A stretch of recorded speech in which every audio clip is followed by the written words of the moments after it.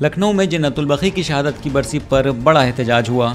लखनऊ के हजरतगंज इलाके में वाक़ शहीद स्मारक पर जन्नतुल बकी को गिराए जाने की बरसी पर एक बड़ा एहतजाज हुआ। इस एहतजाज में बड़ी तादाद में उलमा, खुतबा, जवान और बुज़ुर्ग शामिल हुए।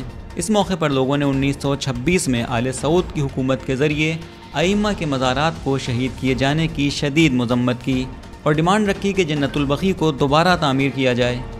एहतजाज करने वाले लोगों ने हाथों में प्लाकार्ड्स लिए हुए थे जिन पर रिबिल्ड बकी, सऊदी हुकूमत मुर्दाबाद, आले सऊद मुर्दाबाद जैसे नारे लिखे हुए थे। जगह जगह पर आले सऊद, हाय हाय, मज़ारात की तामीर होकर रहेगी जैसे नारों की गूंज सुनाई दी।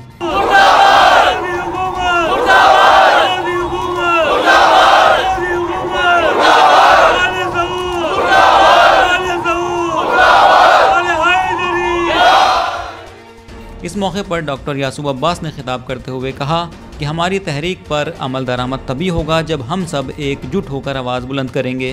जन्नतुल बकी हमारी मजहबी विरासत है, इसकी तामीर हर मुसलमान की जिम्मेदारी है। सऊदी अरब में रसूल इस्लाम की इकलौती बेटी जनाब फातिमा ज़हरा के मज़ार को मुनज़्ज़म कर दिया गया है, मज़ार को गिरा दिया गया है।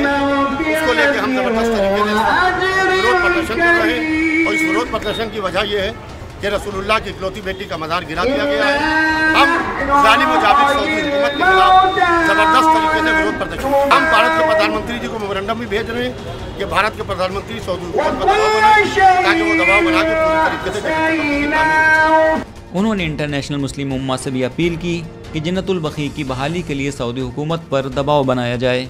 एहतजाज पुरअमन तरीके से ख़त्म हुआ।